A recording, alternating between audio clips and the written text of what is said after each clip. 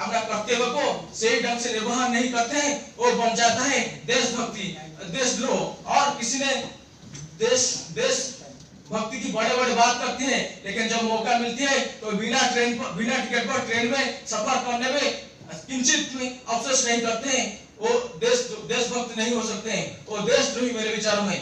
अब आती है राष्ट्र निर्माण की बारी।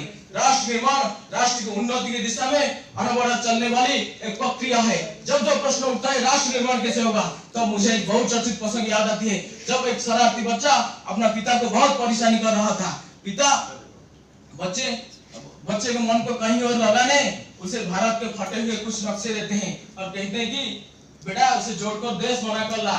बेटा सोचते हैं बेटा उसमें बहुत दिमाग लगेगा, बहुत टाइम लगेगा, उस टाइम के अंदर मैं अपना कार्य पूरा कर लूंगा। लेकिन बेटा ने सिर्फ 2 मिनट में नक्शे बनाकर लेके आ गए और पिता देखकर बड़ा हैरान हो गए। तो पिता ने